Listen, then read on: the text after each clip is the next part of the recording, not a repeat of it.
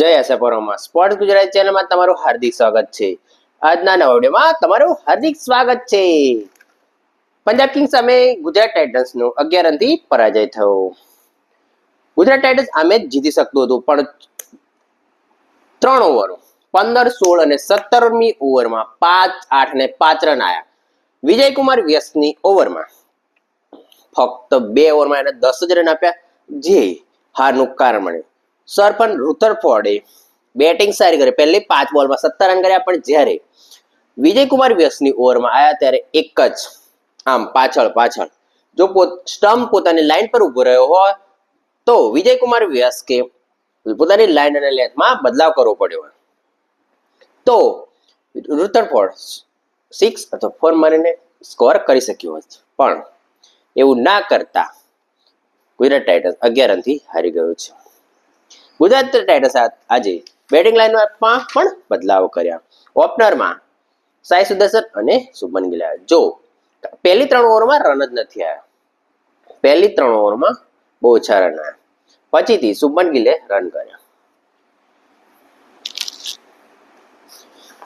Gujarat Titans અને Punjab Kings વચ્ચેની મેચમાં, થ્રિલર મેચમાં ગુજરાત ટાઇટન્સનો 11 રનથી હાર થઈ છે. પંજાબ કિંગ્સની બેટિંગની વાત કરવામાં આવે તો પ્રિયાંશ આર્યા 47 રન 23 બોલમાં, પ્રભ સિમરન 5 રન, શ્રેયસ અય્યર 97 રન અન્નમ 42 સદી મારી શક્યો હોત, પણ છેલ્લી ઓવરમાં શશાંક સિંઘે 23 રન માર્યા પૂરી ઓવરમાં. પછી છે અજમતુલ્લા 16 રન, મેક્સવેલ 0 પહેલા જ બોલ પર ડકઆઉટ થઈ ગયો, સ્ટોઇનિસ 20 રન, શશાંક સિંહ 16 બોલમાં 44 રન. પંજાબ કિંગ્સના મોટાભાગના બોલરો બેટ્સમેનોની સ્ટ્રાઇક રેટ 200 ઉપર છે, જે એની જીતનું કારણ થયું. જ્યારે ગુજરાત ટાઇટન્સની વાત કરવામાં તો શુભમન ગિલ સિવાય બાકી બધાનું સ્ટ્રાઇક રેટ બહુ ઓછું છે. શુભમન ગિલનો 235 છે, જ્યારે સુદર્શનનું 180, જોસ બટલર 163 અને રુથરફોર્ડ 164. ગુજરાત ટાઇટન્સની બોલિંગની વાત કરવામાં તો સિરાજ 4 ઓવરમાં 54 રન, રબાડા 4માં 41, અરશદ ખાન 1માં 21, રશીદ 4માં 48, પ્રસિદ્ધ કૃષ્ણ 3માં 41 અને સાઈ કિશોર 4માં 30. સાઈ કિશોર સિવાય બાકી બધા બોલરોની ઇકોનોમીની વાત કરવામાં આવે તો કેટલું છે? બધાની 10 થી ઉપરની ઇકોનોમી છે. ગુજરાત ટાઇટન્સની બેટિંગમાં વાત કરીએ, સુદર્શન 41 બોલમાં 74 રન. પહેલા તો સોના સ્ટ્રાઇક રેટ થી રમ્યો છે, પછી પાવર પ્લે પછી સુદર્શન રન. શુભમન ગિલ 14 બોલમાં 33 રન 225. મેક્સવેલની બીજી જ બોલમાં આઉટ થઈ ગયો. જોસ બટલર 54 રન 33 બોલમાં. જોસ બટલરને છેલ્લે 2-3 ઓવરોમાં બોલ રમવા જ નહીં મળ્યા, જેથી પોતાની જે ગેમનો જો ફ્લો હતો એ તૂટ્યો. તેના કારણે જોસ બટલર રન મારી ન શક્યો અને આઉટ થઈ ગયો માર્કો જેન્સનની ઓવરમાં. પછી છે રથરફોર્ડ 46 રન 28 બોલમાં 164 નો સ્ટ્રાઇક. રુથરફોર્ડ પહેલા સાહેબ બહુ જબરજસ્ત બેટિંગ કરી. આ મેચ જીતી જવાય એવી હતી.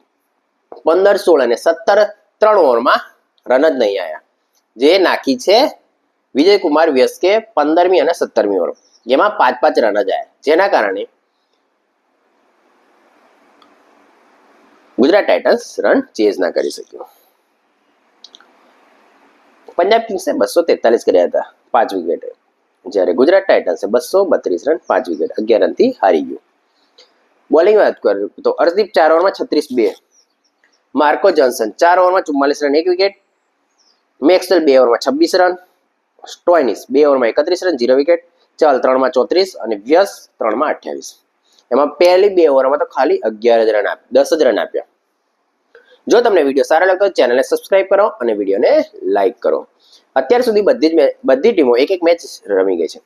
તેમાં Sunrisers Hyderabad, Punjab Kings, RCB, CSK અને ડીસી એ પોતપોતાની એક મેચ હારી ગઈ છે, જ્યારે Mumbai Indians, Gujarat Titans, KKR, RR અને એલએસજી પોતાની એક મેચ હારી ગયું છે. જો તમને વિડીયો સારો લાગતો તો સ્પોર્ટ્સ ગુજરાતી ચેનલને સબસ્ક્રાઇબ કરો અને વિડીયોને લાઇક કરો. ગુજરાત ટાઇટન્સે બોલિંગ પર કામ કરવું બહુ જ જરૂરી છે, કારણ કે બોલિંગ ગમે ત્યાં પગ ઉપર, આઉટસાઇડ ઓફ સ્ટમ્પ તમે એને રૂમ આપો તો પેલો કોઈ એટલે 6 અને 4 બહુ જ મારી. તમારે ઓફ સ્ટમ્પ વાઇડ લાઈન ઉપર યોર્કર નાખવાથી જેને રન મારવા બહુ જ અઘરા છે. વિજયકુમાર વ્યસ્ત એ જ કર્યું છે, જેના લીધે રુથરફોર્ડ રન કરી શક્યો નહીં. 1-2 વાળી જાય તો ચાલે, પણ 4 કે 6 ના જવી જોઈએ. તો ગુજરાત ટાઇટન્સે બહુ જ કામ કરવાની જરૂર છે પોતાની બોલિંગ પર, જેથી 248 રન થઈ જવા, 243 રન ફક્ત અમદાવાદ જેવા સ્ટેડિયમમાં થઈ જવા એ બહુ શોકિંગ છે. જય શ્રી રામ.